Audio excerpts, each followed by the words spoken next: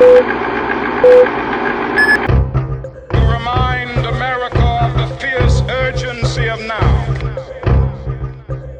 If you're uncomfortable, like a lot of us are, it's time to talk. It's time to talk. It's time to talk. It's time to talk. Hi. Thank you so much for tuning in for the first ever Awareness Talks. My name is Allié McGuire, and I am the co-founder of Awareness Ties. Awareness Talks is going to be a monthly event series about causes that we're all tied to, conversations that aren't easy to always have, topics that are hard to talk about sometimes, but we're going to talk about them anyway. We feel like it is through conversation that sustainable change can be made. That conversation begins tonight, but before we get to the conversation, one of race, we are going to set the tone. We are going to set that tone with some poetry, with some statements and some stories, but first with a song. This exclusive performance by Cali Bevier. We reached out to Cali. We said, hey, is there a song that you might share that really speaks to this world, what's going on right now, with the conversation we're about to have? This is a song that spoke to her. She shares it with us here.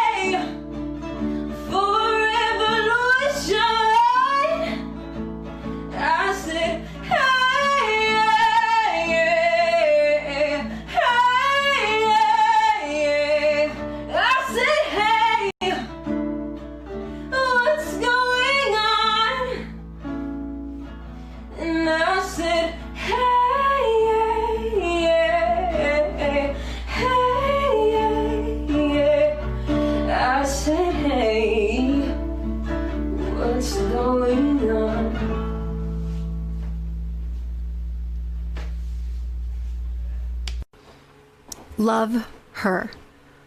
Cali Bevier, ladies and gentlemen. Love her voice, love that song. Please do take a look at Cali and her work. Follow her on Instagram and listen to her music on Spotify. Visit her website. We are so honored to have Cali as one of our official ambassadors of Awareness Ties. I love how that song just resonated so much, how it just fit with everything that we're feeling and dealing with right now, where we ask, what is going on? I don't know anymore. Speaking of which, there is another young woman who couldn't really figure out what was going on. Aubry Danielle. So next, an original poem by Aubry Danielle. Something that she wrote and recorded just after George Floyd. I'll let her and her words speak for herself.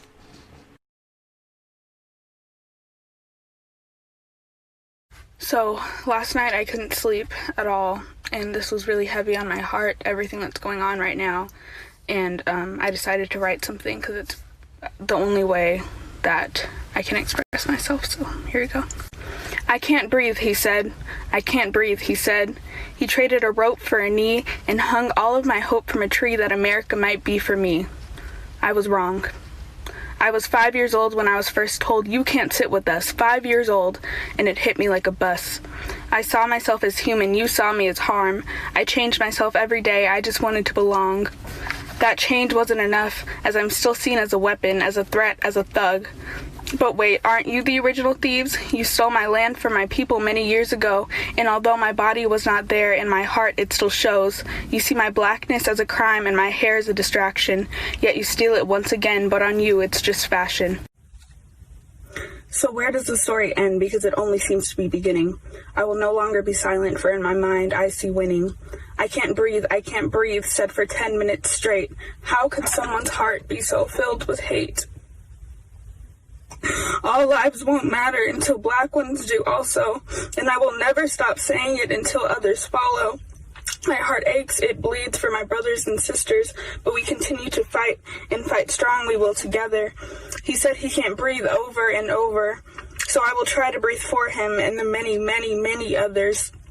My child will live in an America where he is seen as a child, not a weapon, not a thug, but a kid that runs wild. I really hope things change soon, because it hurts. It's hard. It's harder than you think. So thank you, Aubry, for sharing that beautiful piece that I know has meant so much to so many. Words can be very powerful, and so can actions. This next piece that we're going to share is one of those. This comes to us from Rob Bliss, and he is one of those who walks the walk.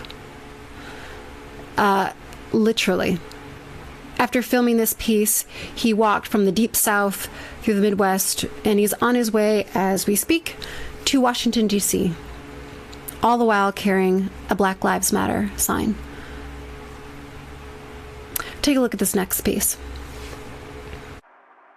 What follows is a 2-minute, 18-second video filmed during the summer of 2020 by Rob Bliss in Harrison, Arkansas, headquarters of the KKK. It contains language that may be offensive or potentially distressing. It is not recommended for viewing by minors. Please view with discretion. Harrison, Arkansas is the most racist town in the United States. Have a little pride in your race, brother. White pride, royal pride. I wouldn't say after dark, man. Honestly, dude, you have balls of steel because you could get hospitalized by some guys that want to beat your ass. I've had several old men come out here, look out the window and tell me, said, you better go tell that nigger to get out of here and shit.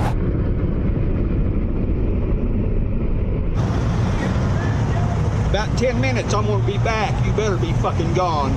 Okay, come back. One down the white line. We matter too. You're a white man. Crazy. You're a dumbass motherfucker. You dumb shit. Are you a Marxist? Communist. Domestic terrorist. Why don't you take it to Chicago or New York or cold enough where they're shooting each other? Explain to me why I couldn't find that. Tell me no. You're a real fucking joke. out of town. That shit don't make shit here. Hey, all lives matter, not just black. You're Caucasian.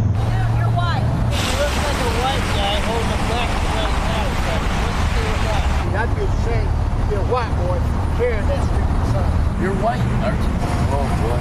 Hey, how you doing? I'm good. How are you? Good. Thank you. Saying something too? Yes, sir. I am good. Because I'm tired of seeing this right here is the biggest hoax there ever was. It's just the next thing to ask. It is. Yeah, black lives do matter, but what about ours, man? Apparently black people's lives matter more than us. Apparently. You know, the Irish have... The nigger's gonna kill you. Black guys don't matter with the Hey Mike, how's your day going? Walmart, they put out this statement. I would ask you to leave. Exactly what I'm saying is exactly what they would ask me to do.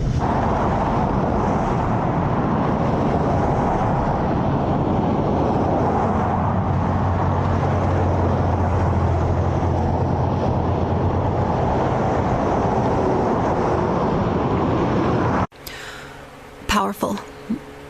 That piece is so powerful. Thank you so much to Rob Bliss for filming that, for walking that walk. It's so powerful. That piece is so powerful. Hi, I'm Jack and Allié, co-founder of Awareness Ties. Every time I see that piece by Rob, I'm blown away. The emotion I feel, the things I thought of the America I knew, that's not the America I want to live in. That's not the America I thought I grew up in. Mm-hmm. Words are powerful. Speaking of words, Allie used her words on this next piece, on a beautiful poem by Langston Hughes.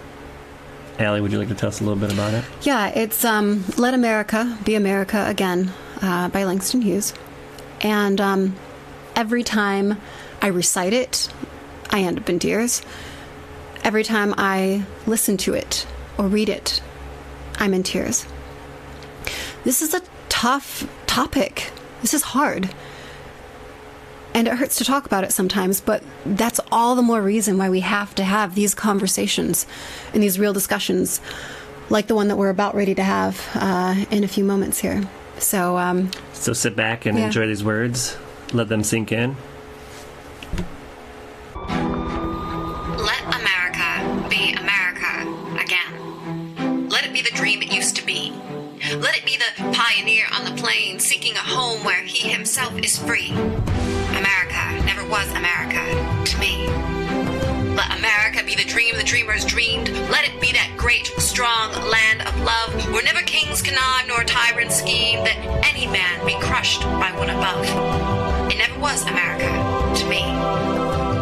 Oh, let my land be a land where liberty is crowned with no false patriotic wreath, but opportunity is real and life is free. Equality is in the air we breathe. There's never been equality for me, nor freedom in this homeland of the free. Say, who are you that mumbles in the dark? And who are you that draws your veil across the stars?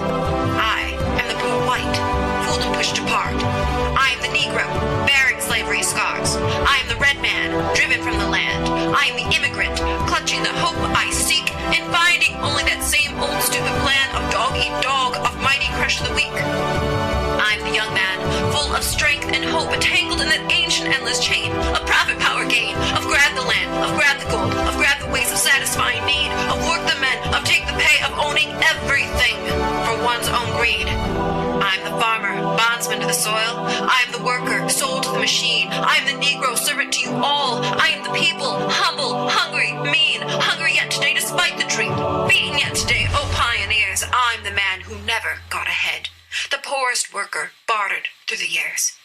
Yet, I'm the one who dreamt our basic dream. In the old world, while still a serf of kings who dreamt a dream so strong, so brave, so true, that even yet its mighty daring sings in every brick and stone, in every furrow turn that's made America the land it has become. Oh, I'm the man who sailed those early seas in search of what I meant to be my home. For I'm the one who left dark Ireland's shore, and Poland's plain, and England's grassy lea, and torn from black Africa's strand I came to build a homeland of the free.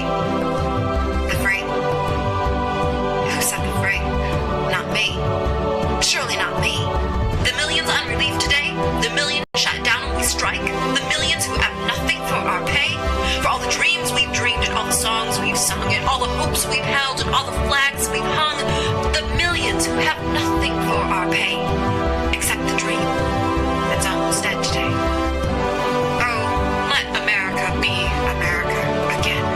The land that never has been yet, and yet must be. The land where every man is free. The land that's mine, the poor man's, Indians, Negroes, me, who made America. Whose sweat and blood, whose faith and pain, whose hand at the foundry, whose plow at the rain, must bring back our mighty dream again. Sure, call me any ugly name you choose. The steel of freedom does not stain.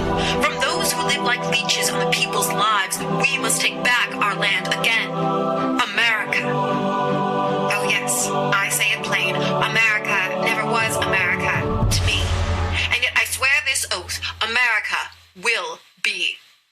Out of the rack and ruin of our gangster death, the rape and rot of graft and stealth and lies, we, the people, must redeem the land, the mines, the plants, the rivers, the mountain, and the endless plain. All the stretch of these great green states, and make America again. I have a dream that one day this nation will rise up and live out the true meaning of its creed. We hold these truths to be self-evident that all men are created equal. I have a dream. That was such a powerful piece. Thank you, Allie. Your tenacity and your drive and everything that pulls you to that poem is amazing. Thank you. It's fascinating and quite sad that is so relevant today as it was then. Just as a quick story of my past, I grew up in Flint, Michigan. I saw racism firsthand on both sides. In learning about racism and race in schools, I always dreamt and thought and imagined that I'd be like Lincoln, that I would stand up for everyone. And that's true today, as it is then, that we need Lincolns today. We need to stand up, even more so today, more than the past. And it's time to talk. It's time to talk for sure. I mean, so you grew up in a school that was predominantly black. I grew up in a school that was predominantly white. Didn't realize I was different until the third grade. You talk about learning about history, and you envisioned yourself being a Lincoln. When I think about history and what I learned, that was actually the first time I realized I was different, is because we were learning about slavery in the third grade. And a boy sitting next to me asked me to clean up his desk. And I said, why? And he said, well, you're brown. That means you're my slave. And so history and what we learn and how we learn it, these are discussions that we need to have. It truly is time to talk. What we have for you next is a lineup of people with thoughts on racism and how to deal with it and how to get through it. And yeah. Go ahead, Ellie. And they agree with us. It is time to talk. When you ask somebody what is racism, they might say the discrimination of somebody because of the color of their skin. However, it is so much deeper than that. It is hundreds and hundreds of years of violence and undeserved hatred towards my people. Racism is built into every single system that white people benefit from today. With the recent police murders of George Floyd, Elijah McClain, Breonna Taylor, and so many others who have still not received justice, America is tired. Black people are tired. This conversation might be difficult, but if you think it's a difficult conversation, imagine how difficult it is for a black person living in an America that doesn't care about us on a daily basis. It's time to talk. Part of my mission as a mental health ambassador is to change the narrative around mental health and wellness. Racism is a mental illness. It's time to talk. None of us are free until we are all free, standing together in equity. It's time to talk. Just like Dr. King, I have a dream about racism and equality. One day, everyone will judge one another by their personality, not the color of their skin. It's time to talk. The lines between races must be erased. Let's not be divided by silence, but united in discussion. It's time to talk. I try to keep reminding myself that seeking equality and justice for Black lives is a marathon, and we need to consistently and actively condition ourselves for that marathon. It's time to talk. If you can't explain it to a 5-year-old, you don't understand it. It's time to see race through different lens. These uncomfortable conversations must be had. It's time to talk. Racism needs to be talked about and stopped. The only way is by our words and our actions. Ally, it's not a noun. It's a verb. It's time to talk. Choose to be part of the difficult conversations. You want change? It comes one conversation at a time. It's time to talk. Racism is something that isn't born in a person. It's taught. It's taught from a very young age. You don't see little kids hating each other because of the color of their skin. There could be a little white boy, a little black girl, whatever the case may be. They're just kids. They have fun, regardless the color of their skin. And it's time that the world sees that racism is such a big issue and it needs to be fixed. We cannot keep discriminating people just because of the color of their skin, the hair texture that they have, how their eyes are. It doesn't make sense. It needs to be fixed. It's time to talk. The time to speak up and talk about racism was yesterday, today, 20 years ago. We cannot take back the time we have lost, but we can take the time we have and move forward. Our words are shape-shifting difference makers, and how we use them and how we portray them online, in person, with our peers, are difference makers and hold place in society. I believe that under all the hate, all the brutal words, all the fighting we have done to get to where we are today, us as human beings all have one native tongue, which is love. Let us start talking, let's start moving, let's start loving. Let's start using our native tongue, and let's love. Thank you. Each and every one of those voices are powerful and must be heard. Mm-hmm. While they say opinions can't be wrong, an opinion with the wrong action can be. And each one of these opinions might be able to sway someone else's opinion. And this is where these talks need to go. Yeah. Where these talks are only an hour long, this is just the beginning. Let's continue this dialogue on social media. We invite each and every one of you to follow us, engage. Mm-hmm. Right, because it is awareness where it all starts, right? And then it is action from there. So we begin with the awareness, then we move to action, and we create the change that we want to see. Thank you so much for tuning in and joining us. It's getting closer and closer to that time to talk. Stay tuned, and it is time to talk.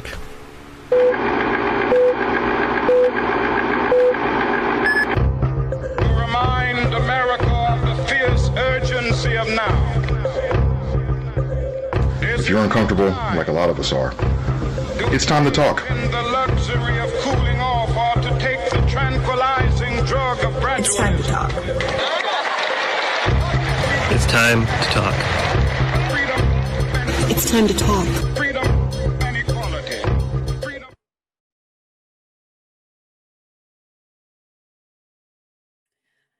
Hello. We are Jack and Allié. We are the founders of Awareness Ties and your co-hosts for this evening's Awareness Talk.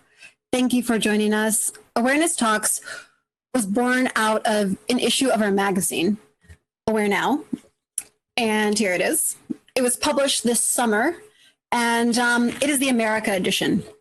In this edition, which was released following the tragic death of George Floyd, it was dedicated to civil rights legend John Lewis, who had also just passed away. It was on the topic of race. It's an issue that we cannot continue to ignore or assume that it will fix itself. Our goal tonight is to lift the issues from these pages in this magazine and to create instead a raw, real, unfiltered, uncomfortable conversation. This is where action begins, and action is how we create change. We'd like to begin by thanking our sponsors for tonight's issue, which is our publication partner, and Connect TV, our production partner. We'd also like to introduce Up to Us Sports, which is an organization that we recently began working with. And what they do is they create sustainable social change through sports, through coaching specifically. So one community, one coach at a time. They're doing some really incredible things all across the country. So more details on that to come. But for right now, what we'd really like to do is begin with some introductions. So to the fabulous people that you see before you. So our moderator, Lisa Bowman, is the Chief Mojo Officer for Marketing Mojo and former CMO of United Way. She is also an official advisor for Awareness Ties. So, welcome, Lisa. Yes. Thank you. Welcome, Lisa. We have 3 panelists with us this evening, and each of them is an official ambassador for Awareness Ties. So let's start with AJ Andrews. You've seen AJ on ESPN and CBS in the outfield and at bat as a professional softball player for Athletes Unlimited. And you've also seen her perhaps in the ESPN Body Edition. You've also heard her as the host of a fabulous podcast, Hardheaded. AJ Andrews is also our Awareness Ties official ambassador for breast cancer awareness, and the only member of the Awareness Ties family to have a Rawlings Gold Glove. Amazing. So welcome. Welcome, AJ. Thank you for having me. We have next Dr. Della Tagapour. She is a medical journalist seen and heard on ABC News and GMA. She is a surgically trained preventative medicine doctor, UMBC, Harvard, Howard, and Hopkins alumni. Della is our Awareness Ties official ambassador for heart disease awareness. You may hear her as well on CBS Healthy Conversation podcast, or see her at a protest, taking a stand for racial equality, as she does often. Welcome, Della. You walk the walk and talk the talk. Yes. Hi. Thank you for having me on. Pleasure to have you. So now we have Thavius Beck. So as a multi-instrumentalist, producer, MC, and electronic music educator, his life revolves around music and technology. He's collaborated with Saul Williams, Nine Inch Nails, the Mars Volta, and Skylar Grey, to name a few. Most recently, he's also collaborated with Awareness Ties as our official ambassador for music and the arts. Thavius. Welcome, Thavius, rock star. Thank you for having me. I appreciate being here, and I appreciate all the work that you guys are doing. So thank you. Thank you. At this point in time, Lisa, we turn things over to you.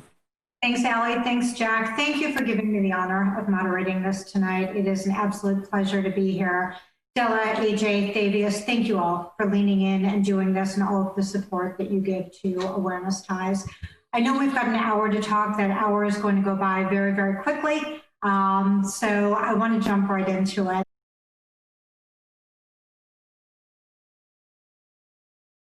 You know, the first question I'd like to ask is, when the first time each of you was subjected to racism, either personally or you witnessed something happening to somebody else, and if you observed it happening, how did you react to it? Did you address the victim? What did you say? Did you address the person that made the racist comments or performed the racist action? What did you say to them?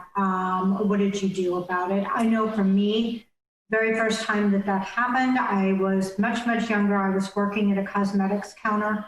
Our makeup artist was a person of color, and 2 white women came in.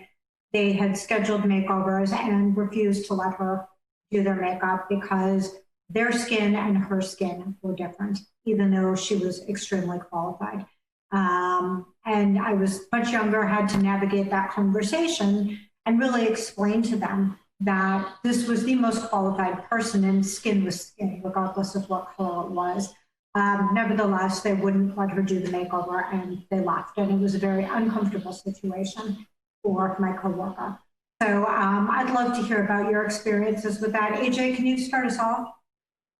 Sure. I feel like there's circumstances dating back when I was very, very young in which maybe I didn't realize at the time that it was racially charged. But, you know, thinking back now to those circumstances, you kind of understand more of what was actually going on in that time. I think the first time where I really, truly felt enraged and really understood exactly what was taking place in front of me based off of what was being said. I couldn't have been more than 13 years old playing on a travel ball softball team that I was on. And myself and one of the young girls on the team, we just did not get along. That one of the young girls happened to be the coach's daughter. And in one of the scenarios at practice, we're kind of just going back and forth, just saying things that 13-year-olds do. And the coach, which happened to be her father, he interjected and just said, "What are you trying to do? Do you think you're some kind of thug?" And for me, I was extremely taken aback. I had absolutely no idea how to even process what was being said. But I remember it's interesting when I think about it, because I don't remember even thinking about what was being said or what was taking place. I just remember feeling immediately enraged and just sad. And I did not finish that practice. I gathered my things. I got in the car. My mom was sitting outside waiting for me. And I told her what took place, and we left. And that was my last day on that softball team. And, I think that while there's times I can think even prior to that where I feel like I've ran into circumstances where that was probably racially charged, or I feel like that was a microaggression. Now thinking back on it, I think the first time in which I really internalized what was taking place and how it is that this coach viewed me, a 13-year-old girl, having a little tit for tat with someone else as a thug. And it was solely, I was the only Black athlete on that team. It was solely based off of the color of my skin. His daughter was not considered that, just me, right? And I think that at that point in time was my first experience, at least personally, where I felt as if this is something that is really real. This is something that doesn't matter what I'm doing, whether I feel like I'm in my safe place on a softball field, I can be subjected to. And I just remember being extremely hurt and having to realize that this was maybe one of the first times that I felt hurt, but it surely was not going to be the last. And clearly it stuck with you because you have such a vivid memory of that exact moment when that happened so many years ago. Thank you for sharing that. Stella, let's move to you next.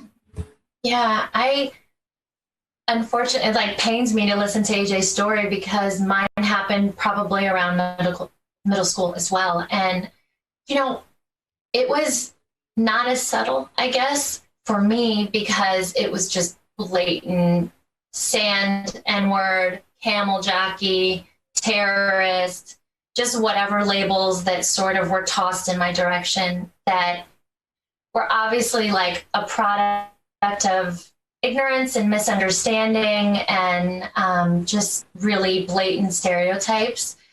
And to be honest with you, it was just sort of part of my existence then. I sort of found myself meshing more with other minorities, kind of getting along more with others and feeling more understood because I just sort of expected that kind of language and that kind of environment.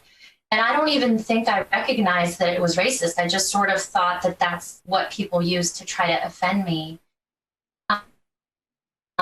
It wasn't until the Muslim ban, just much more recently, where I'm here in this bleach blonde cropped pixie.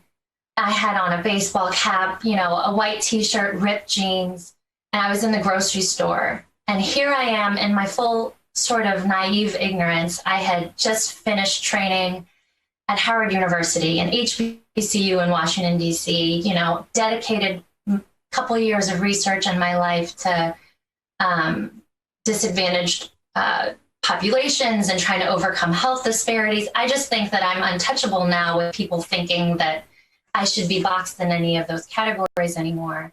And I was in line at the grocery store and a woman turned around and told me that I should go back to my own country. Unprompted, I wasn't even speaking. And I think the reason that one affected me more than even when I was with as a child is because everyone looked and they looked at me and they looked at her and they looked back at me and no one said anything. And I'm a pretty outspoken person and I can advocate the hell out of other people, but I wasn't able to do it for myself in that moment. And I kind of teared up and I put my stuff down and I left the grocery store. You didn't address her, you didn't say anything because you had internalized it so much and it took you aback that she would actually attack you in that manner. Yeah, I'm not Muslim, but of course Iran was grouped in with sort of that do not fly list. And I actually couldn't go back and fly to Iran to see my dying grandmother. And so I was already like heightened feelings during that time period. And hearing her say that to me was just kind of the blow that was just a little too low for me to really say anything back to. I'm sorry, tough thing to endure. And, you know, again, we're going to hear these stories this evening that are in some way hard to hear and are going to make people angry because this is stuff that shouldn't be happening. Davius, what's your story? Yeah, I mean, it's you know, not, I guess, entirely different. You know, everyone kind of has their own sort of version of this, unfortunately. I think the first real memory that I have that I actually can remember that was clearly like racist directed towards me was, I don't know if I was like eight or nine, maybe 8. I was living in Minneapolis at the time. And I just remember I went to this elementary school called Willard, which is part of the science and math technology magnet, which isn't really relevant. But the point is that the school had this big, huge like park in this field. And it was just huge grass and like hills and whatnot. And the buildings were pretty like far away. So you could just walk through this big, massive grass area. And I was walking home because I would live like a block or two away. It was the middle of the day. And I just remember out of nowhere, the police had just pulled up on the grass. And this is like after school. No one was really in the park because this was maybe a couple hours after school. I think I went to go play with my cousins and went to the store and was walking back home. And the police had drove up on the grass and were just like driving really slow alongside me as I'm walking on the grass home. This 8-year-old, you know, at the time I was kind of like a chubby black nerdy looking kid or whatever. And it was just weird. And they just followed me and they were just looking at me.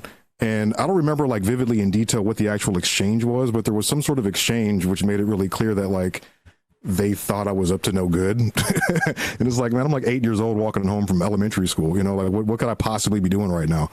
And it was just weird. It wasn't the kind of thing where I looked at it and was like, oh man, that's so racist. It was just like, that sucks. Like that sucks that I just had to deal with that. And it just didn't feel good. But the reality is that, you know, I think a lot of people, and I'm generalizing and saying this, but I would imagine, you know, probably AJ and Della to some degree maybe can relate to this or not. A lot of people of color in the States will grow up with parents who have dealt with so much racism and been subjected to so much stuff that as a kid, you're raised to understand that that's a thing and to recognize it and to look out for it and just to understand you're going to be subject to it. And because of that, have a thicker skin, right? So I know there's more things that I experienced before that were more subtle that I just thought were normal because that's just how I was kind of like raised to look at the world, you know? You weren't really supposed to trust people that didn't really look like you because historically this is blah, blah, blah, blah, blah, right? So as an 8-year-old, I'm not thinking about that, but that in that one moment, it kind of crystallized it, you know? So that's one thing. One other thing, a totally flip side to it that I've experienced a lot since then, which is really unfortunate, but this whole idea of like, you know, it's surprising that I'm articulate. It's surprising that I can like speak well, right? And it's one of those things where it's like, you know, the fact that like it's not an outright blatant, like disrespectful, you know, you're dirty, you're this, you're that, you're no good, whatever, like you shouldn't be offended by it. But there's always this thing where it's like people are surprised when I open my mouth and I speak and I don't sound like I don't know what I'm talking about or don't sound completely ignorant or don't sound like whatever their impression of what my face should look like should sound like, you know. So it's been like one of those two things throughout my entire life, really. You know, like thankfully I'm not stopped by the police all the time, thankfully, right? But that's not the first time that's happened. That happened to me a few more times as a, you know, before I turned 16. I don't know. It's just it's interesting. Like racism is just it's this prevalent thing, right? That like it's kind of hard to pinpoint when did you first experience it. But that was the first thing that really popped to mind as I thought about it. Yeah, it was unfortunate. So 2 things that I took away from that. One was that at 8 years old, right, had the police come up and harass you. And I think given what we've seen in the last several months, right, I keep reading about Black parents having the talk with their Black sons. So that was sort of your experience with that situation and the police coming in, hassling you at 8 years old, thinking you're up to no good. And then your second comment about people seeing you and hearing you and their perception. So It's a great segue into the next question, but I got to tell you this in all honesty, and I know Jack and Allié have said this. If I close my eyes and I don't look at you, and I know you've heard this before, right? Jack, Allié, who do we hear in our head? Obama, for sure. Sounds so much like him. But I think that, that whole idea of people hear you, they don't see you, and then you see a person of color, and oh my gosh, I'm surprised you're so articulate, you're this, you're that, leads right into a great conversation that I think we should have about stereotypes and biases sort of driving racism, right? So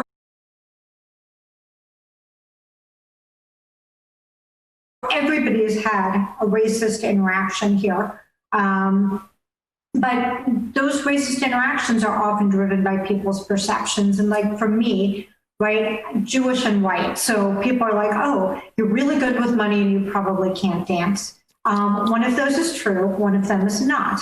Anyone want to take a guess at which one is and which one isn't? You can dance. You can dance for sure. Oh, yeah. Look at that shirt. All right, let's get off the hook. But Allié, I'd love for you to start this and share with us. You told me a story once that really kind of shook me about when you were younger and you had a swim date at the lake with a girlfriend.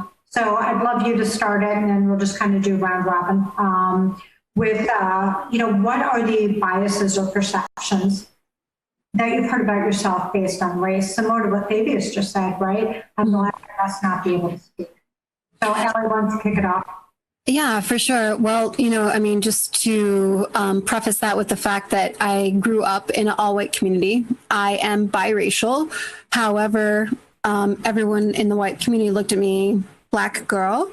And so that is what I was. I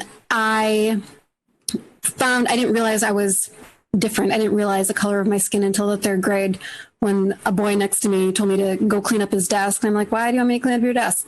You're brown. That means you're my slave. That was the first time I realized I was different. It's the first time I went into the girls' bathroom and I looked in the mirror and I'm like, what?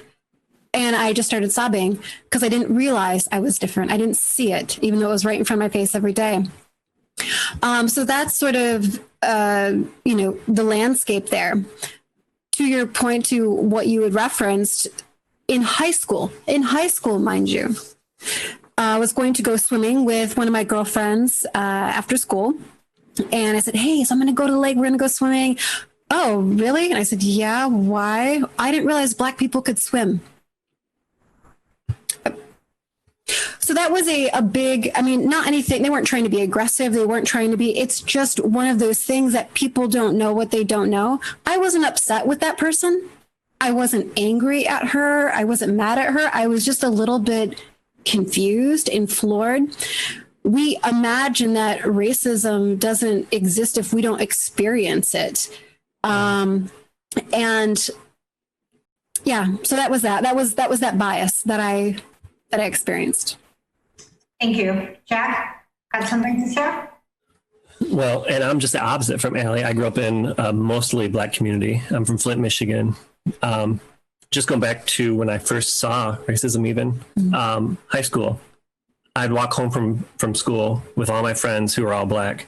And in 10th grade, they started letting people in 6 hour for basketball games. And this let me be one of the only few white people there.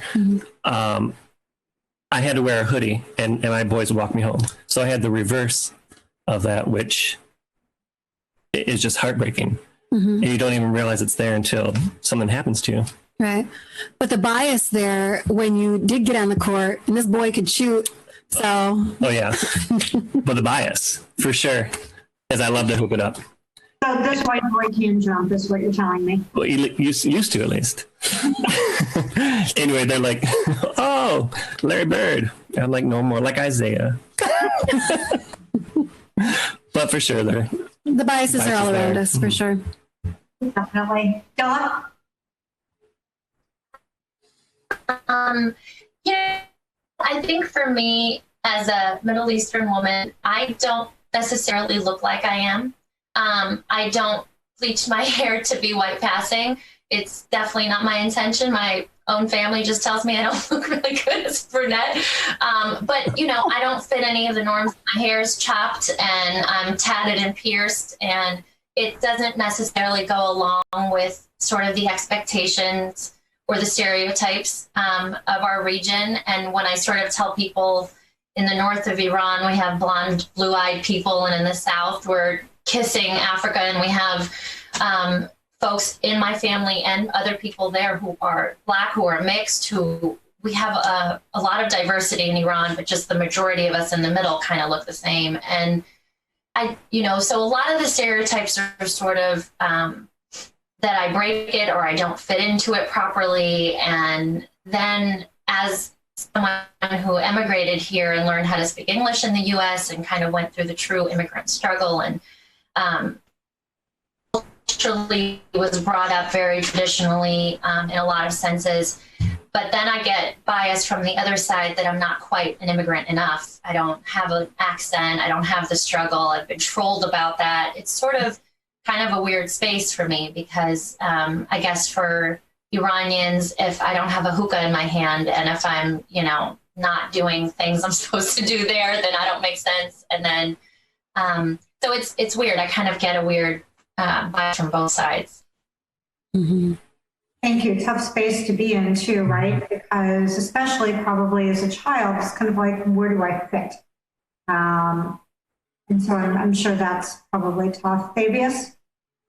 I mean, there's been numerous biases that I've dealt with just from the whole idea of like, all right, a Black man should be able to play basketball and should be able to dance and you should be able to, whatever, right? Like, and I don't play basketball. I've never played basketball. I played football for a little bit just because I was bigger than everybody in school. But it's funny because, it's not really funny, but it's funny to me because I can't sit here and be sad about like every single, someone else misconstruing something. So I can sit back and laugh at it.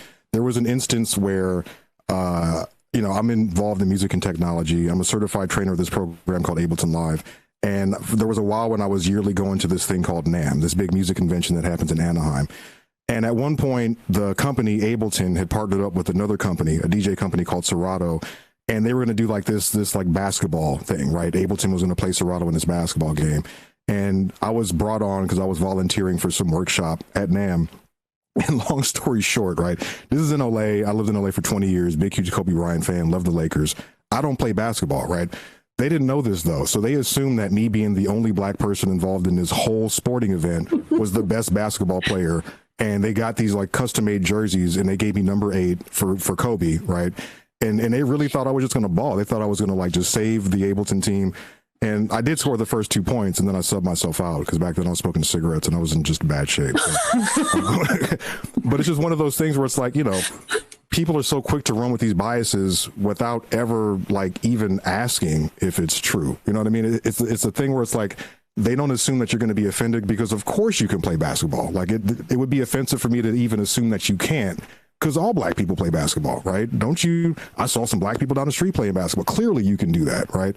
So it's just one of those things where it's like, to Della's point, and AJ, I'm sure you have a similar kind of experience. I'm sure a lot of people do, where it's like, if you don't fit into the grand scheme of what people expect, whether it's people outside of your collective, peoples or people inside of that community, it's weird. And when you have to kind of toe this fine line because you're not quite like other enough and you're not quite included enough, it creates a really, really weird space, and I'd imagine like that's probably a common thread here on this panel because, I don't know, the idea of even being, quote unquote successful is frowned upon in some ways because if you do that and it seems like you're like not as whatever, right? Not as hood or as down or as like entrenched in whatever is preventing everyone else from being successful or whatever that is. It's like, it's almost like you have to feel guilty for that in some way, and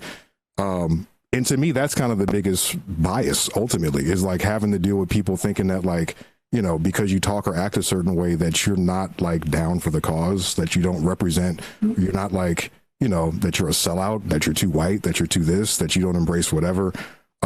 So that's a bias that I get once people actually like sit down and open up to me, but don't really know me. right? If there's a superficial relationship that has no like depth to it, and I'm speaking to somebody and I'm like breaking down something or talking about some outline, then they may not realize that, like, yeah, I grew up I spent a lot of time in South Central LA, sleeping on the couch, eating donut balls, making beats, smoking blunts, like, you know, in the hood, like working with people, not because I chose to, that was just the circumstances I ended up with. And I guess that gives me validity, right? But like, you shouldn't have to like struggle to have certain people not apply that bias to you, right? To like, so that's the weird thing for me when you talk about bias. There's like superficial biases that I could talk about, like the basketball thing. That's like a funny haha whatever.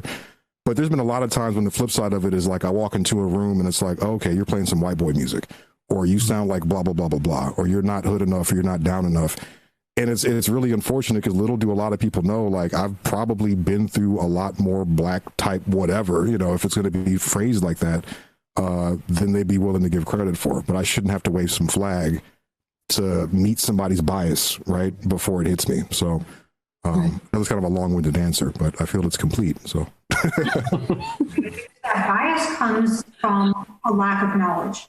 You know, that's why people have those biases. Like in Allie's case, oh, I didn't know black people swam. Why? Because you've never seen a black person in a pool or a lake, so you assume that they don't swim. I think it's just really, quite frankly, ignorance in many cases. So AJ, let's wrap this up with you. Yeah, I completely agree. I think it all is based solely on ignorance. I mean, maybe just due to the fact that I am someone that I would never just say something that I feel is just overtly offensive to someone because I think it's a joke based off of a stereotype that I've heard. And so for people to feel so free to be able to do those with, you know, people of color, Black individuals, it just, to me, it just seems like it's ingrained and it's rooted a lot deeper than just surface level of this is just a joke, right? This is a stereotype. All Black people like watermelon. All Black people like fried chicken.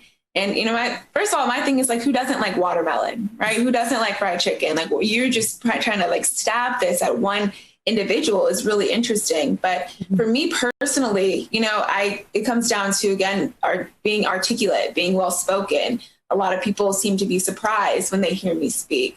At times I've been told I sound white, right? You sound white, which is effectively saying you don't, so because you sound educated, you sound white.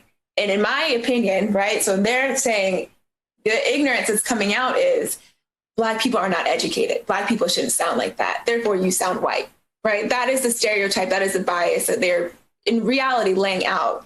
And for me, you know, I just think that there's been many times when I've even been just approached that way. I grew up in a suburban area, so I've been around a lot of white people. But where I'm from, I've been around a lot of different people of all ethnicities, of all cultures.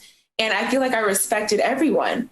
But, you know, I remember this one instance in college so well, where I played softball at LSU, and, you know, we had this study hall where all the athletes go, and I'm friends with a lot of the baseball players. And there's one baseball player that I hadn't met before, and he sees me and he immediately goes, "Oh, hey, Shaniqua," like just trying to talk ghetto, quote unquote, right? Trying to be loud because his perception of me, because I'm Black, is that is how I talk. That is how I'm going to react. And that's going to be our interaction.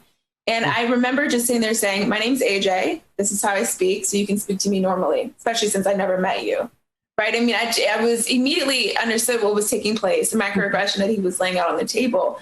And, you know, I think that those are the biases that you see often, right? Where if you speak well, and in my opinion, it's like if you can speak full sentence, some individuals think that you're speaking white, right? Or if you don't have a certain tone to your voice, or if you are just not someone that's extremely loud or quote unquote ghetto to what they expect you to sound like, that's definitely what you hear or what I've heard a lot in my life. You know, and I just think that, you know, this can go even deeper into systematic racism, but I feel as if where I've been told often, "Oh, AJ, you're pretty for a Black girl. Oh, you're pretty for a Black girl." Right. And not just pretty. And what's so interesting about that is that it wasn't until probably my senior year in high school, or maybe even freshman year of college, where a friend of mine, I think he had heard someone say that to me, and he's like, does that piss you off when people ask you that? And I just heard it so much in my life that I had never really sat back and thought like, oh, wow, yeah, you're right. That is actually an insult. That's not a compliment to say that I'm pretty for a Black girl instead of just saying that I'm just a pretty girl. And, you know, to have to sit and think about how indoctrined it is that dark skin is just not beautiful, smart, educated, articulate, right? All these things that are, these stigmas are attached to having a darker pigment in your skin color. And it's what I've, and all of us obviously have had to face with stereotypes and biases our entire life. And it's solely due to our ignorance. I agree. And kudos to you for standing up and saying, hey, my name is AJ, this is how I speak. And this It's quite funny because I was just like, no, sir, I know what you're doing. I don't know. Mad respect, because that was a comeback. So I love that.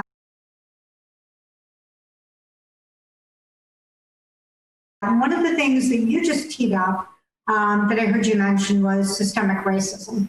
And that's something that's being talked about so much these days. I feel like we have these little flashpoints that happen, right? Every time there's an issue with a Black person being killed as a result of a police interaction, right? It flares up, but then it goes back down. And I think that this summer, we really hit that flashpoint with George Floyd. And so I'm at least more aware than perhaps I was, maybe because I'm receiving it better and more tuned into it, but I'm beginning to understand more and hear more about systemic racism. The fact that it's embedded in society and we don't even see it, how it's impacted the housing market and schools and redlining of districts and mortgages. And it's been really eye-opening for me. And I know that, Thavius, you've got some perspective on systemic racism. So I'd love to have you kick us off and share your perspective on it, and maybe share an example of where in your world you see systemic racism. Yeah. I mean, I think, at the heart of it, if you're going to talk about systemic or institutionalized racism, it's important to establish, like, what is the system we're talking about, right? What's the institution within, like, the confines of this stuff is happening, right? So we're talking about the institution of what? The government, right? Ultimately, like, what governs the society, what dictates how people within the American borders live their day-to-day life. So if we're going to go back and, like, look at, the establishment of the United States of America and the Constitution and the people who actually formed that, they were doing that for people who owned land, right? For people who had money and owned land. It wasn't about protecting the slaves, right? There were no Black landowners really at that time. There were no Black people who were afforded any sort of power. There were no women who were really in positions of power. It was about white men protecting landowners who were other white men, right? So from there, everything that's happened from that point forward to try to give rights to people who are not white men has been about trying to break the system, right? Do things to, like, improve the system for those who aren't benefiting from those who weren't considered when the system was first, created and set up. So it seems crazy for me to anyone to think that institutionalized racism doesn't exist. Like, how could you possibly even argue that? Like, the country was founded by people who came and stole the land from people who were already here. And at the time that the document was written, they were in the process of trying to further complete the genocide of the Native Americans who were already on the land, right? With messed up treaties that got broken repeatedly. And those people who were talking about life, liberty, and the pursuit of happiness were slave owners. So everything that started this institution that we currently live in is a result of that. So it's inherently racist at the heart of it. It's racist, it's classist, there's misogyny, there's gender issues, there's, it's the whole system is there to support wealthy white men, right, that own land. That's the whole premise of the Constitution of the United States. So, like, has all that been eradicated? Has all the issues that, like, initially were a problem in the Constitution, is everyone properly represented now? Do we all have equal rights? Clearly not, right? So, like, I could talk about specific instances where there's institutional racism based on, people being forced to live in less than desirable housing. The whole idea of the term ghetto and people being called ghetto because they live in what are called ghettos, right, in the U.S. in housing projects. that are typically allocated to people that may not have the same educational and economic resources, because historically those people have not had access to certain things. Even the whole, the more I've been reading, and again, I don't pretend to be an expert on any of this. Like, I'm educating myself daily, as everybody should, right? But I had no idea how much things like even like the GI Bill, right, for people coming back from World War II, and how that helped folks set up some economic stability that's trickled down to generations where some folks didn't have access to that, right? You talk about other people who've inherited lump sums of money because they have certain, ties to bigger families, bigger estates, whatever. If you don't have that sort of head start and you're not in a system that's set up to benefit you initially, then the system doesn't work for you. And that's systemic, whatever you want to call it, whether it's racism, whether it's gender bias, whether it's whatever, that's part of the system, There's too many examples to even begin to name. We've seen nonstop examples all throughout this year. There's numerous examples every single year that can be pointed out. But it's because the system was not created to represent everyone. And we're still living by that system, So it's definitely broken. Yeah. Yeah, and unfortunate that in 2020, right, we're still dealing with it. When it's quite frankly, to some extent, really in conflict with what's in the Constitution, the very principles upon which we were founded. Absolutely. Stella, AJ, thoughts from either of you on this topic?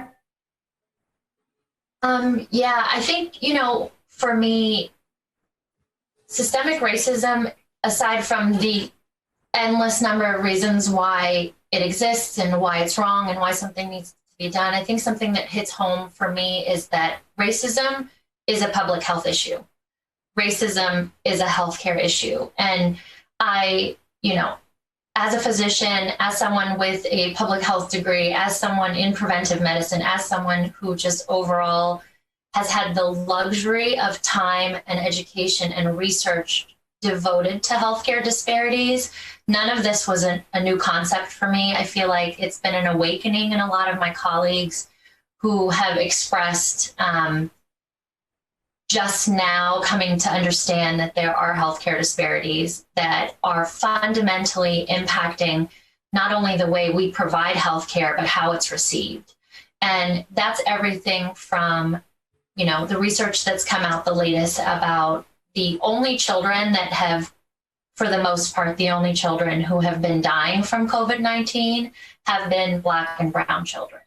The only, there were testing issues, there were access issues, there were treatment issues, that's just with COVID. But I've been studying surgical outcome differences. So people come in for gunshot wounds and stabs, and for decades, physicians, providers, we've always thought that we're the one place that's not biased, right? If you come to me, whether you're Black, white, president, or whomever, and you are injured and you come into the emergency room, I am supposed to give you the same exact care.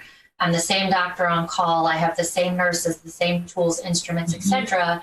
But what research has actually proven is that the outcomes are not the same. And between race and insurance status, those two factors alone impact outcomes in the 20, 30, 40% difference range. And it's just not acceptable. And the fact that so many of my colleagues were unaware that healthcare disparities existed really, really has been hard for me to grasp. And I'm trying to figure out how to help overcome that. But I think it's our responsibility to break that and be a part of that change. And each of us to at least empower ourselves in our fields and our specialties, because we're supposed to be biased for the rest of you. We're supposed to be where you feel safe and where vulnerability comes to play, and people come with, in their most vulnerable state.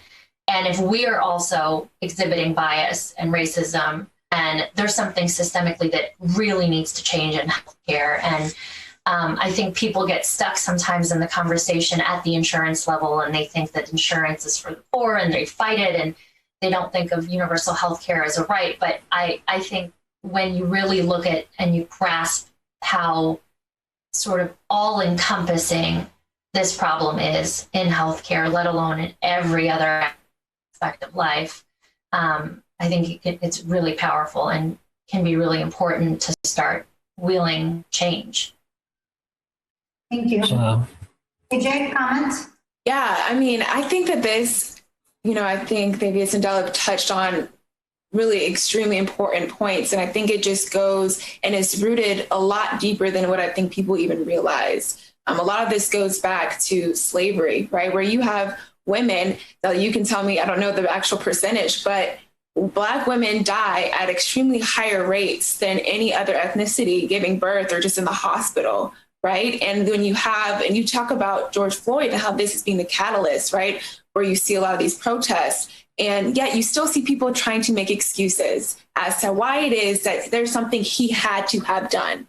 And I feel as if a lot of this dates back to where in slavery, where Black Americans, Black people were deemed inferior, less than even human, right? We were not susceptible to pain. We felt pain differently. Our heads were big. All these different factors of us that made us seem as if we were less than even dogs. Right? That is something that is still a part of this system that has risen up into the healthcare, that's risen up into just everyday life and everyday society. And that is where these stereotypes initially come from. And then you have even just where you have systemic racism, where you have people discriminating against the color of your skin. And a lot of that, again, I remember one segment, I think it was MSNBC did it, and it was on YouTube, where they had, it's old, but they have these young kids, different races, and they're asked to pick the pretty doll and the ugly doll, right? And every single one of them chose the Black doll as the ugly doll. Even the young Black children picked this Black doll as what was the ugly doll, right? That is how deep this is put in, that even Black people see themselves as threats at times. Even Black people don't see themselves as beautiful or don't see themselves as worthy, because it is something that has been put in place since the beginning of time to make us not just Black people feel that way, and of course, white people believe it, right? And make everyone afraid of dark skin, where there should be no fear at all. But these are all things that have been put in place on purpose, right, to enable and to make sure that people of color stay inferior, stay below. And I mean, I think one of the most recent examples could even be Serena Williams, where she had to ask for a service. She could have died from that blood clot after giving birth because the nurse was not showing her the adequate care that was necessary and was not believing the pain that she was in. And if she had not asked for I don't know what she asked for, but she had not asked for it herself, I don't know if Serena Williams would even be alive today.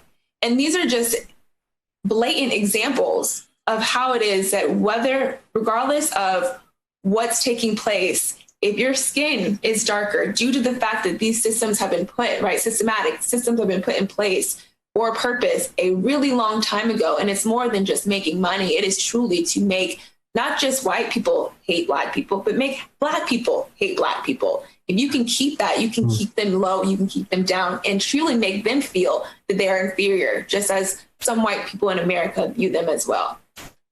And I think to that point, too, that really goes to oppression. But if you take a segment of society and make them start to doubt themselves and not feel like they're worth it, are they going to push back on that, or are they just going to be resigned to that? And to me, that's sort of that systemic oppression of trying to keep people down. To some extent, if you can get it that deeply ingrained into that segment, where, they're doing the same thing. To your example, even Black girls picking the Black doll, then you start to really create a psyche that starts to believe that as well.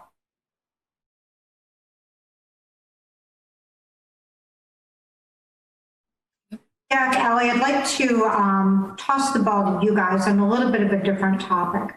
I'd like to talk a little bit about cultural appropriation. And I'm going to kick it off with, there's a very famous family, the Kardashians, that are almost all of them are in interracial relationships and have biracial children. You guys are an interracial couple. You've got a blended family and biracial children. Talk to me a little bit about your feelings on cultural appropriation because the Kardashian girls get called out for that all the time. And for me as a white person, I don't know if it really is cultural appropriation, or I don't know if they're trying to make sure that their kids grow up understanding the heritage of both races that they are. So I'd love some perspective. Well, and I think the only person in terms of the Kardashians that would know the answer to that is them, right? And what's going on in their hearts and their intentions. But outside looking in, I mean, you're going to have the lovers, you're going to have the haters in all cases. I think for us, you know, before Jack met me, he never imagined himself in this position, right? Right. Absolutely. And then we thought of ourselves as a progressive people, and that anything can happen. And there's things that pop in my mind that I never had to think of before because I was white, pertaining to our children. Right. Well, and I mean, certainly me growing up biracial, you know, I think I have a little bit of a different opinion because, you know, in some circles I was seen as white, in some circles I was seen as black, in some circles I was not enough of one or too much of the other. And so it was always the thing. And I think that's probably where, and, you know, Jack had the, you know, same kind of battles, but different on his end of things. And I think what it comes down to is, you know, what we have decided as a couple, where we found we made a mistake was of being colorblind. Yep. And for the longest time, I would tell people, like, I'm colorblind. I don't see color. And that somehow, I think for me, made me feel safe. It made me feel okay. You know, because if I define myself in a way where I said, I refuse to be a color, I'm not. I want to be something more than that. I'm not a shade. And I think becoming a parent really held on to that idea to say, I mean, yes, we're all the same, but we are different as well. And we think this last year definitely opened our eyes and made us know that we were naive, and that it's the differences that we want to teach our children to love. And I think that's where it comes from, relearning how children think about differences. And just relearning ourselves as adults, just to say, it's not about, no, don't pretend that you're not different. You clearly are different, and that's okay. And to say that, to redefine, you know, unity, that we can find unity in our diversity, but we can't say, oh, I'm colorblind, or, oh, I'm whatever. And while that might be a beautiful idea, that, you know, we have to be able to acknowledge, be aware, and embrace these differences and be okay with it, and be able to have conversations about it, even if it doesn't feel good, even if you don't understand one thing or another. Let's talk about it and let's be real with it so that we can find a way to define it and own it, you know? And it's clear now that we're not all starting at the same starting point. So we need to figure out how to get everyone to the same starting point. And clearly I never want to see any of our children suffer the way anyone has. But yeah, I mean, well, to see no children suffer, I mean, it's kind of ridiculous. You'd think after all these years, we as a human race would have evolved. Like, we should be flying or something by now or something, you know? But the fact that we're still, you know, calling each other nasty names, and, you know, we live in a small white community here. And last summer, true story, taking Forrest for a walk, and, you know, he's our mixed baby. And I'm walking through the park and have a gentleman yelling the N-word at me as I'm this mother pushing her baby through the park. You know, like, what do you say and what do you do to that? And my response was simply just to ignore it and continue walking like it didn't matter. Mind the tears on my face. I'm, you know, but it's really just, you know, you want to protect your kids by making them aware and by giving them a sense of reality. And at the same time, you want to do just the opposite. You want to keep them safe. You like, no, everything is fine. And so it's a real interesting position to be in. You want to teach them to accept and to acknowledge and to love everyone. And at the same time, you know, that comes with acknowledging these differences and how you see these differences and how other people are going to see them. And sometimes it's going to be different, you know. I think to that point, right, it's appreciating our differences, but recognizing that we're all the same, right? We're all people. We're all different. And Jack and I are both white. We're different, right? So appreciate the differences that we bring to the table by virtue of who we are, not what we are when we have to check a box on the form.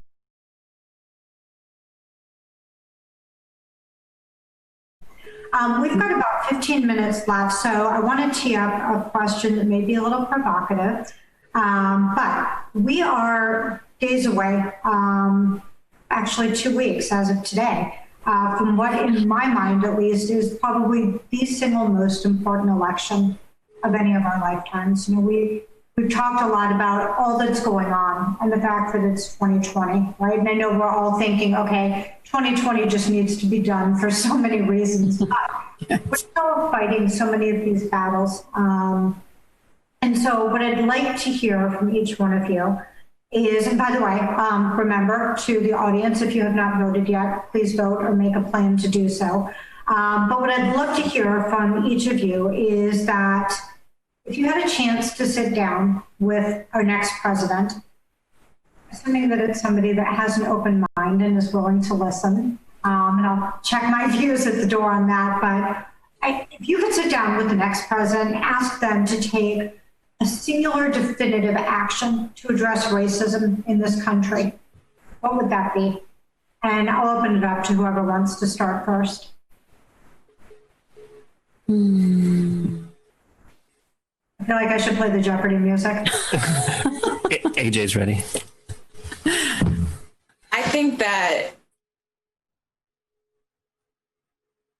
what I would honestly ask, you know, maybe I'm just a little more bold, but I would ask that not only do they denounce racism, but they call them terrorist groups, they bring them to the fore, and they all begin being prosecuted as such for every terror act that they've ever committed, whether it was present or past. I think what needs to happen in order for things to make a shift and people to understand that it is not okay, and that obviously this is taught, right? These things are taught, but it continues to be inflamed and accepted and seemed like it is okay through jargon and through different conversations and just through what the current president spews out. And I believe that in order for those things to be retracted and for things to kind of get to a place where we can truly see a movement forward, and it's not Black versus white, but it's just a moral compass of right versus wrong, you have to announce what is wrong, take action with what is wrong, and show that if you do this wrong action, this is what's going to take place. There's no more excuses, no more there's good people on both sides, right? It is completely denouncing it, it is completely condemning it, and it is taking actions to make sure that those things don't happen again. And if they do happen again, they're going to receive the highest punishment that can be received. Therefore, you're going to entice fear. You're going to entice people, whether it is they feel a certain way, they're not going to act on it. And in reality, that's what people are asking for, asking to be treated equal, asking to be treated as human beings, as every single person in this country. And in order for that to take place, those individuals that don't see everyone as a human being have to be exposed, and they have to be punished for it. So that was what I would ask. Thank you. Love it. Who wants to go next? Jack, do you want to go next? Go ahead, Della or Fabius. I'll just jump in. I'll just jump in for the sake of filling in the space. To be real, like, I wouldn't ask anything of either president at all, because I don't believe that the president's really in a position to do that change on their own, right? There's like many mechanisms within government that have to make these actual changes happen, right? And I feel like what's probably going to benefit people the most is trying to impact change where they can actually see it and be impacted by it, which is locally, right? And try to impact change amongst your own community, your own sphere of influence, in terms of like if there's local educational stuff that you can do, doing workshops and, you know, painting classes or whatever, trying to like, you know, support local businesses that are run by people that you know that are actually in the community so the money stays there. Trying to pull those resources together to do bigger things within the community, and kind of creating an institution that's sort of self-sustaining within the bigger institution, right? Like if people can do that collectively and then those things connect, then you have like this system that is a self-sustaining, self-fulfilling thing run by people who care about the folks who are actually, you know, propping that system up, right? So to me, I always feel like it kind of goes back to that, because AJ, I hear you completely what you're saying. My whole big fear is that like the minute you say like, all right, find these groups and prosecute them to the highest extent of the law, well, who determines what group is racist or not, right? What separates Black Lives Matter from the Proud Boys it's someone's opinion of whether or not this is racist and that's, fighting for whatever, right? Like who gets to make that decision? And if it's whatever, if it's Trump, we already see what that looks like. If it's Biden, it might look different. I don't know. I'm not here to sway anybody one way or the other.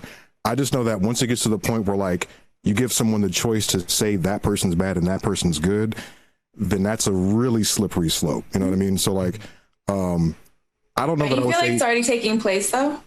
Absolutely. But that's what I mean, though, is that like, to say to someone like, OK, well, yeah, I'm asking you to persecute anyone you think is this particular group of whatever to the highest extent of the law. And you're giving them the power to do that. I don't trust that because I'm super skeptical and I don't know who that person is making that decision. And I don't know what the criteria is for that. And I don't know what day it'll change based on who needs it to be different. You know what I mean? Like there was that time where I forget what the group was, but there was like a black militia. I think it was, where was it at, in Georgia somewhere? And all these news stories get conflated in my head because I'm not following like that. But basically there was a group, a black militia group, quote unquote. They were armed with like, semi-automatic rifles or whatnot. And they were there to basically like protect this particular like either protest or something that was happening, completely nonviolent, but it was in response to a shooting, or maybe it was those people who were sitting on their yard waving their guns or whatever, right? The point is they were completely peaceful. They were there in peace. They were armed, heavily armed, but they were there in peace. Now, who decides whether or not that's a peaceful organization or if they should be persecuted to the highest extent of the law? Like once someone has that power and they can just wield it willy-nilly based on like, okay, these people are mean. You know what I mean? Like, because there's so many, like, I don't know. I just feel like either there's going to be free speech and people learn to not be assholes, or there's no free speech and everyone has to live in fear that they can't say what they really think. That doesn't prevent racism. That just means people are afraid to speak what's on their mind. If anything, what's happening now is people feel more free to express their racist ass views. And now this stuff is out in the open, which is it more or less racist than it was 20 years ago? I don't really think so. I think people feel more supported in expressing it publicly, because there's someone in office who's clearly like, supporting the ability to speak on that. Right. But like, if you're going to have a country that's based on free speech, freedom of expression and whatnot, unfortunately, that's the other aspect of it. You know what I mean? And if you shut that down, then that's another slippery slope, So I don't know. I don't pretend to say I have the answers or not. I just know that like, if you go in one extreme, those extremes get applied to a lot of different people in a lot of different ways. So, right, but free speech is way different than free action. And to clarify, I would say the groups that have taken action and call them terror actions, right? So, you know what I mean? It's not necessarily to say these people have guns, well, which one's the bad side, right? It's more of the Michigan senator who had plots to kill her. No one has been arrested for that. Nothing's taking place. It's kind of like, oh, well, it didn't happen, right? And like my point is that shouldn't be okay, right? If those threats are being made, it should be considered terror, and the action should be taken. Yeah, does that make sense? Absolutely agree with that for sure. Yeah. I don't want to stifle the conversation because I think we could go for another 2 hours on this topic, and I think it's good. But we've got about 3 minutes left, so I'd like to give Della and Jack and Allié a real quick chance to weigh in on that before we bring this to a close. So Della. Jack and Allié, if you could say one single thing to incite some action from whoever ends up in the White House. Yeah, I would just really quickly say that I think no matter if it's a matter of what AJ is saying, whether it's to take direct action or what Davis is saying and kind of step back and just allow free speech, I think regardless, there has to be some national reform, because we know that there needs to be reform in prisons. We know there needs to be the end of qualified immunity. We know there should be requirement for body cameras, bans on chokeholds, ban on no-knock warrants. There are things that need to be done at a national level that are targeting Black and brown people. And they're just facts. People can agree or disagree, but they're facts because they're numbers, they're published numbers that these are things that can happen on a national level, and it's not directing one person's action one way or another, but it's addressing a systemic problem. So that's what I would want. Thank you. And Jack, Allié, you want to bring it home for us real quick? Yeah, I mean, I think at the end of the day, I sort of feel like if we are, as humanity, are depending on legislature and policies to change things, we've kind of already lost. As people, as humans, if we need that external factor to change things, then we've lost our way somewhere. And I don't know what I could ask the president. I might ask every person, if every person in the world would listen to me, is to say, I don't know what I would ask, but it has to be something where the change comes from here. It can't be something that's forced. It has to be something that is, that organically happens here. You can't forcibly change people. It has to be their choice. So this is where we all have work to do. Like, how do we get people? How do you change hearts? How do you change minds? Policies we can change, protocols we can change, and we should. We should. Our job beyond that is, how do we change this? And that's why I don't know. Love what you just said, which is that if we have to rely on a governing institution to do that for us as people, we've already lost, right? Because it should come from within here. We should be better than that, and we should all know better.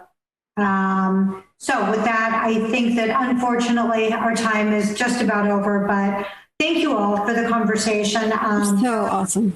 Thank you for the conversation. Jack and Allié, thank you for the platform to bring this to the audience and to force the conversation. To the sponsors, to Issue, and to Connect Human Trafficking for producing this and bringing it forward. A huge thank you. And to those that have watched it, I'm hopeful, we're all hopeful, that you found value in tonight's conversation.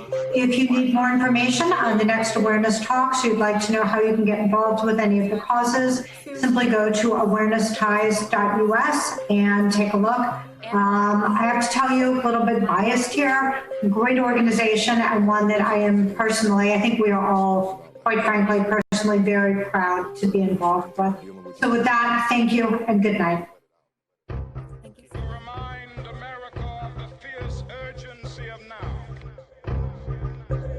This is no time to engage in the luxury of cooling off or to take the tranquilizing drug of gradualism.